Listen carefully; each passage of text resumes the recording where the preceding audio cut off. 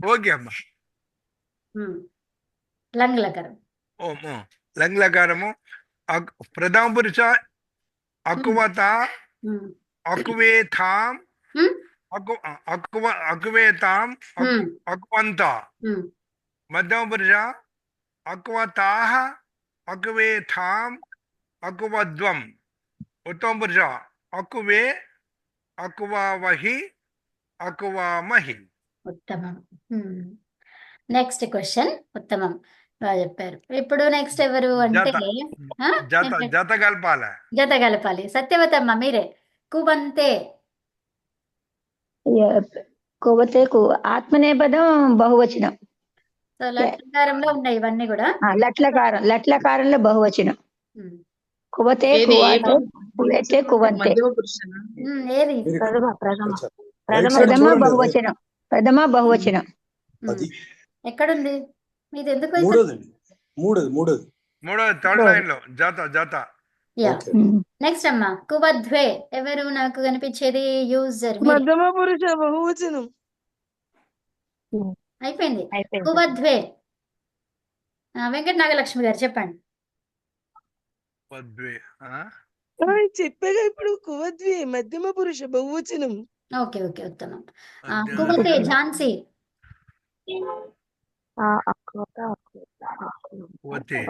ఏం చూస్తున్నావు నువ్వు? లట్లకారం ఇది. కదా. ఓకే. కువతే ప్రథమ పురుష ద్వివచనం.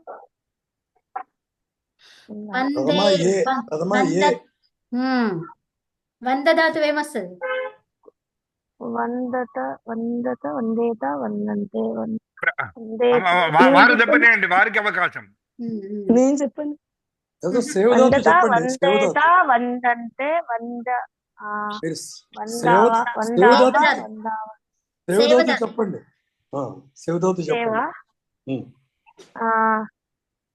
సేవతే. ఓకే. వందతే.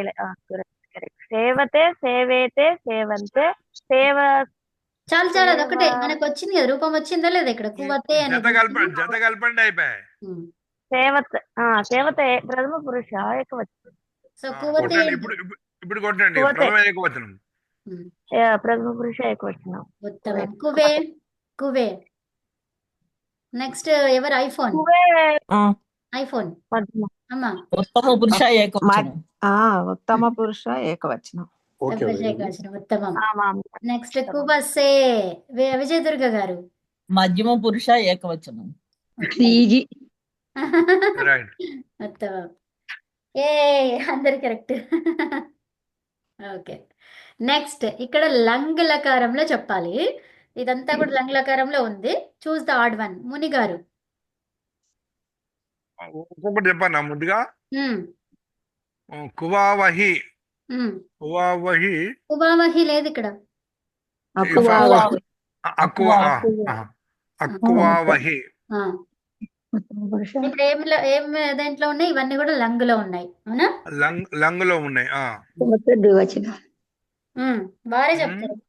అకువావహి ఏంటది? ఉత్తమ పురుష ద్వివచనం. ఓకే, అది రాస్తారా?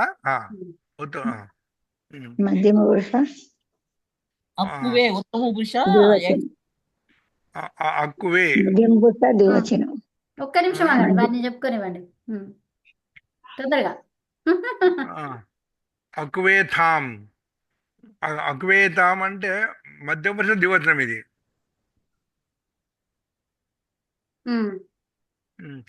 అకువామహి ఉత్తమ పురుష బహువచనం. ఇంకోటి ఉండిపోయింది మునిగారు. అక్కువే. అక్కువే అదే అక్కువే ఉత్తమ పురుష ఏకవచనం.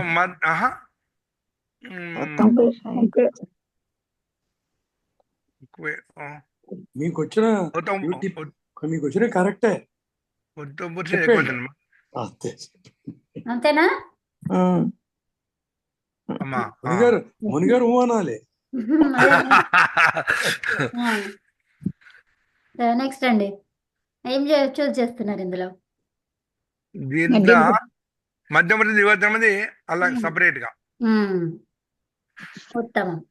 డాన్ యా డాన్ యా చదవండి అది మీరే ఓకే చదవండి వేరే వాళ్ళు చదువుతారా నేను చదవనా వేరే వాళ్ళకి అవకాశం అదే అదే వెంకట నాగలక్ష్మి గారు చదవండి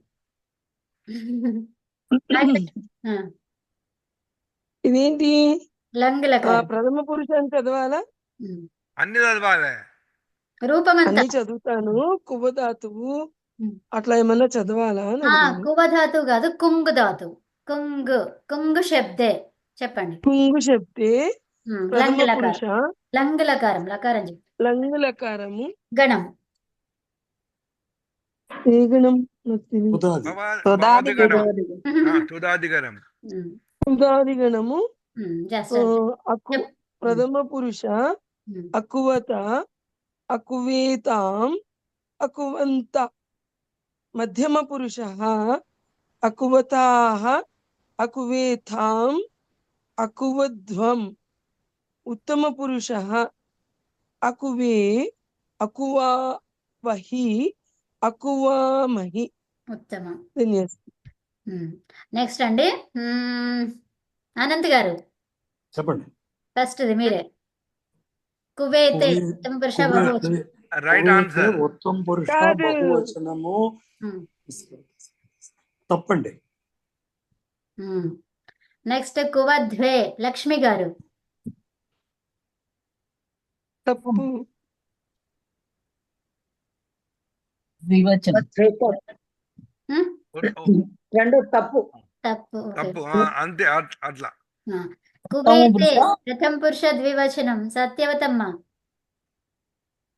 ఇది కరెక్టే కరెక్టే. కువతే కువేతే కువంతే. ఓకే సో కువధ్వే మధ్యమ పురుష బహువచనం విజయలక్ష్మి గారు విజయదుర్గ గారు మధ్యమ పురుష ఉమ్, ఏకవచనం. రైట్. మధ్యమ పురుష ఏకవచనం కాదండి. ఇది మధ్యమ పురుష ఇక్కడ- బహువచనం అని ఉంది కువధ్వే కరెక్టేనా కరెక్టేనండి. యా సో కువావహే ఉత్తమ పురుష ద్వివచనం ఝాన్సీ కరెక్టే ఇది. కరెక్టేనండి. ఉత్తమ పురుష ద్వివచనం. అనంత్ గారు మీకు ఒక్కసారి ఛాన్స్ ఇస్తున్నా చెప్పండి. కువేతే ఉత్తమ పురుష బహువచనం కరెక్టా అవును అది చెప్పాను. నేను కాదు తప్పని చెప్పాను కదా, నాకే ఇచ్చారు కదా అది మీరు. తప్పని లేదు కరెక్ట్ అన్నారు అట్లా కువేత్ లేదు, ఉత్తమ పురుష కాదు కదా అలా కాదు. ఆ, మీరు అది ప్రథమ పురుష ద్వివచనం కదా అది. కువేతే మీ ఫస్ట్ది కువేతే ఉత్తమ పురుష బహువచనం అది రైటా రాంగా చెప్పాలా రాంగ్ అన్నాను. సారీ. మళ్ళీ కొత్తదా అది. ఓకే సారీ సారీ ఓకే నేను అదే అక్కడ కూడా ఇదే వచ్చింది కదా అని చూశాను. ఉత్తమ పురుష బహువచనం కరెక్ట్ అని. రాంగ్ అన్నారు సేవతే సేవతే మీరే కరెక్ట్ సేవంతే. యాక్చువల్లీ మీరే కరెక్టే అన్నారు యా సారీ ఇది ఎలా అందరూ తప్పైంది? కరెక్ట్ చెప్పండి. అది కాదు. అందరూ ఈ కరెక్ట్ చెప్పారు. సేవతే సేవతే సేవంతే కదా. అవును ఉత్తమ పురుషాలు ఎలా అవుతుంది అది? కాదు ఆ, అంతే కరెక్టేలే మీరే ఫస్ట్ కరెక్ట్ చెప్పిండ్రు అవును ఆ. దాని చాయిస్ లో నేను తప్పు చెప్పాను కదా అది రైట్ ఓకే అనేది రాంగ్ అనుకున్నాను రాంగ్ అనేదానికి రైట్ అనుకున్నాను అటువైపు రాంగ్ ఓకే అనుకున్నాను ఇటు రైట్ అనుకున్నా ఓకే అది ముందే చెప్పేశాం కదా, అదే మళ్ళీ అవునవును అడుగుతాను. అవును సో యా ఇప్పుడు నేను నా పొరపాటుకి మీరే చెప్పండి ఇప్పుడు లట్లకారంలో ఉన్నది ఇది హ్మ్. సో ఏది ఆడదో చెప్పండి లట్లకారంలో కువంతే అన్నది ప్రథమ పురుష బహువచనం. బహువచనం. ప్రథమ బహు ప్రభు ప్రభు ప్రభ. ఉమ్. ఫస్ట్ రాయనా మీరు రాస్తారండి అంటే అందరికీ తెలిసింది కదా.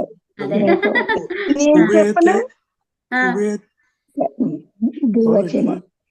కువేతే అనేది నేను చెప్పనా? మధ్యం పురుష మధ్యమ ద్వివచనం. ద్వివచనం. కువధ్వే మధ్యమ కువద్వే పురుష బహువచనం. మధ్య పురుష బహువచనము. కువామహే కువామహే ఉత్తమ పురుష బహువచనము. బహువచనం. మధ్విన ప్రభన మబన ఉబన అంటే మధ్వి మా- మధ్వి అనేది ఆడు. మధ్వి ఆడ్ ఉత్తమం సూపర్ ఇప్పుడు ఈ బకారం గురించి నేను చెప్పాలి కదా. చెప్పండి చెప్పండి అలాగే ఈ రోజు మనకి టైం ఉంది కాబట్టి అవును ఒక బ్రాహ్మణుడు ఉమ్. ఎప్పుడు ఇంట్లో కూర్చొని వేదాలు చదివి కూర్చున్నట్ట. ఉమ్, పొయ్యిలో పిల్లలు పడుకున్నాడు, డబ్బులు రావట్లేదు. ఇంట్లో కూర్చొని వేదం చదివితే ఏమొస్తుంది? ఉమ్, వాళ్ళ ఆవిడ తిడుతూ ఉందంట రోజు. ఉమ్, ఇలాగ ఇంట్లో కూర్చొని ఇలాగా మీరు ఇది చదివే వదిలి అక్కడికి వెళ్ళి నాకు డబ్బులు తెచ్చుకొచ్చి పెట్టచ్చు కదా, వంటలు ఏం అవ్వట్లేదు ఎందుకంటే దరిద్రంగా ఉందని. వినట్లేదు. ఒకరోజు అందంటే ఏం చేయకపోతే ఆ కోటలోకి వెళ్ళి కన్నం వేసి కొంచెం డబ్బులని తేవచ్చు కదా అన్నాడు. అయితే ఆయన బాగా కోపం వచ్చింది ఆ మడారెడ్డిపడికి. ఈ రోజు నేను కోట కన్నం వేస్తానని వెళ్ళాడంట. ఆయన పేరు బుక్కుండు అనమాట. బుక్కుండ సహనామ బుక్కుండ. అయితే ఆ బుక్కుండు అక్కడికి వెళ్ళి ఆ కోటలో కన్నం వేశాడు. కన్నం వేసి లోపలికి వెళ్ళిపోయాడు. లోపలికి వెళ్ళిపోతే ముందు రాజు తాలూకా అంతపురం కనిపించింది. అందులోకి వెళ్ళాడు. వెళ్తే రాజు ఒక 10 మంది స్త్రీలతో పడుకొని ఉన్నాడు. చూశాడు. చూసి ఇది మనకెందుకు, ఆయన ఎవరితో పడుకుంటే నాకెందుకు, ముందు నా పని చూసుకుంటానని వెళ్ళాడు. వెళ్ళి ఒక స్వర్ణ పాత్ర ఒకటి తీశాడు. తీసుకొని ఇది పడుకొని వెళ్ళిపోదామని, జీవితంలో ఇది పడుకొని తినొచ్చు అని. అంటే అది తీసుకోగానే స్వర్ణ స్థేయం జన జన్మాంతర దోషం అని ఒక శ్లోకం చదివాడు. వెంటనే అది అక్కడ పెట్టేశాడు. ఇది నాకు వద్దని. అక్కడి నుంచి ఇంకో రూమ్కి వెళ్ళాడు. అందులో ఒక రజత పాత్రం తీశాడు. రజత పాత్రం తీయగానే ఇది చాలు, ఇది పట్టుకెళ్ళిపోదాం అనుకున్నాడు. అనుకొని రజతం పితృదోషం పితృకోపం అని చదివాడు శ్లోకం. అక్కడ పెట్టేశాడు. అది అక్కడ వదిలేశాడు. అలాగా ఒక రూమ్కి వెళ్ళి ఒకటి తీస్తూ ఈ శ్లోకాలు చదువుతూ ఏది తీయడం మొత్తం నిలవారిపోయింది. అంటే తెల్లవారుజామంటే 3 గంటల జాముగాళ్ళు లేచిపోతారు కదా, రాజు అందరు లేచిపోయారు. లేచిపోయి అందరు లేచిపోయారని పరిగెట్టాడు. పరిగెడితే రాజు చూశాడు, ఎవడో వచ్చి పరిగెడుతున్నాడు, దొంగ పట్టుకుంటారా అన్నాడు. అంటే భటులందరూ పట్టుకున్నారు. పట్టుకుంటే నీకు ఏ శిక్ష, వీడికి శిక్ష వేయాలి అంటే ఏ శిక్ష వేయాలని అడిగితే వాడికి ఇంకా శిరచ్ఛేదం, ఎందుకంటే స్థేయం మన దాంట్లో కోట్లను దొంగతనం కూడా శిరచ్ఛేదం అన్నారు. తీసుకెళ్లారు. తీసుకెళ్తే శిరచ్ఛేదం, ఎందుకంటే తెలివైన వాడు, వేదాలన్నీ చదివాడు కదా, తెలివైన వాడు. శిరచ్ఛేదం అంటే కూర్చున్నారు అందరూ, శిరచ్ఛేదం అవబోతున్నారు. అప్పుడు రాజు అయ్యాడు, ఒక నిమిషం ఆగండి రా, ఒక విషయం మర్చిపోయాను, నీ చివరి కోరిక ఏదో చెప్పన్నాడు. అయితే అయితే చెప్తాను మహారాజా అని చెప్పి నాకు శ్లోకం ఒకటి చదువుతాను, మీరు వినన్నాడు అన్నాడు. అంటే రాజు నవ్వుకున్నాండి, చచ్చే టైంలో శ్లోకం చదువుతున్నట్టు ఇచ్చివదవా, సరే నువ్వు చదువు అన్నట్టు. అంటే అప్పుడు ప్రారంభించాట. బట్టిర్ నష్ట అన్నట్టు ముందు. బట్టిర్ నష్ట భారవాపి నష్ట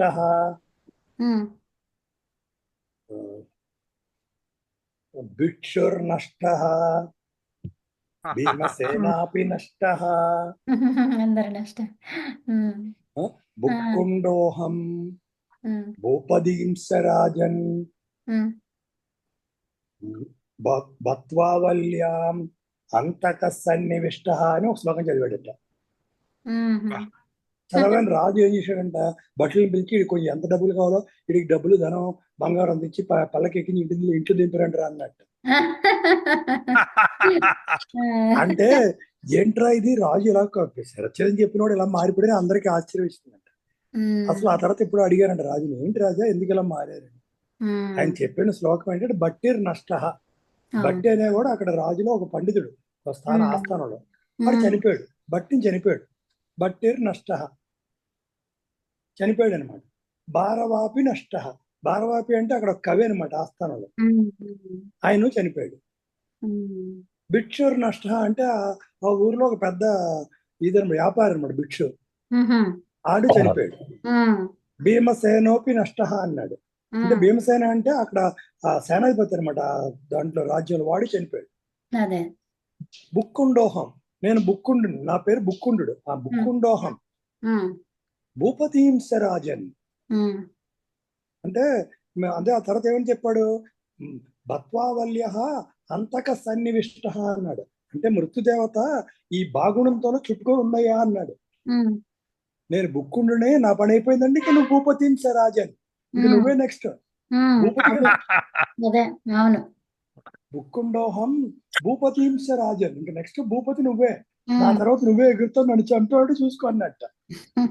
అంటే ఇప్పుడు ఇతను చంపితే మళ్ళీ నెక్స్ట్ రాజు వస్తుంది కదా, రాజు ఎగరాలండి. కాబట్టి ఇతను చంపొద్దు అని చెప్పి బంగారం ఇచ్చి పంపించాడు, అంతేనా? ఎందుకంటే ఈ మృత్యుదేవత బకారంలో చుట్టుకొని ఉందని చెప్పాడు కదా, బత్వావల్య అంతగా సన్నివిష్ట అన్నాడు. అంటే బాబా బీబీల్లో ప్రతిరోజు కూర్చున్నాడు, నేను కానీ చచ్చానంటే నువ్వు నెక్స్ట్ ఎగురుతావు అన్నాడు. మా అన్నాడు, అదే కరెక్ట్. వాడు జస్ట్ నెక్స్ట్ రాజే కాబట్టి వాడిని చంపొద్దు, కాబట్టి నేను చావద్దు చంపొద్దు, అని. వాడు చంపొద్దు కాబట్టి యా చాలా బాగుందండి. బుక్కుండోహం బాగుందండి. భూపతించ రాజన్, భూపతించ రాజన్ అన్నాడు అది. భూపతించరాజన్. యా భూ అంటే వాడి పేరు భూ ఉంది, తర్వాత భూ రావాలి కదా నెక్స్ట్, అందుకని ఆల్ఫాబెటికల్ ఆర్డర్. చాలా బాగా ఉంది దీంట్లో రహస్యం, అంతర్ రహస్యం. చాలా అవును. ఎందుకంటే ఒక జీవితం ఉన్నదన్నమాట. ఉమ్, ఓకే, ధన్యవాదములమ్మా. ధన్యవాదాలు. సో యా మరి ఒక్కసారి రూపం చెప్పేసుకొని శాంతి పాఠం. Right, okay. రూపం ఎవరు చెప్తారు ఇప్పుడు? సత్యవతమ్మ చెప్తారా? ఇందిరా గారు ఏది సత్యవతమ్మ చెప్పండి. Yeah sorry. చెప్తున్నా, ఒక్క నిమిషం చెప్తాను. కుంగు కుంగు ధాతు ప్రథమ పురుష కువతే ఆత్మనేపది తుదాదిగణం కువతే కువేతే కువంతే. మధ్యమ పురుష కువసే కువేతే కువద్వే. ఉత్తమ పురుష కువే కువావహే కువామహే. ఏలకారం అమ్మా, ఏలకారం. లకారం చెప్పండి. లట్లకారం. Super super super. రైట్, అది లకారం గుర్తుపట్టాలండి అట్లా. అది అంతే. యా యా శాంతి పాఠం. అప్పుడేనా? ఓం సర్వే భవంతు సుఖినః, సర్వే సంతు నిరామయాః, సర్వే భద్రాణి పశ్యంతు మా కశ్చిద్ దుఃఖభాగ్ భవేత్. ఓం శాంతి శాంతి శాంతి. శ్రీభ్యో నమః. అందరూ నమస్తే. ధన్యవాదం అమ్మా. అందరికీ ధన్యవాదాలు.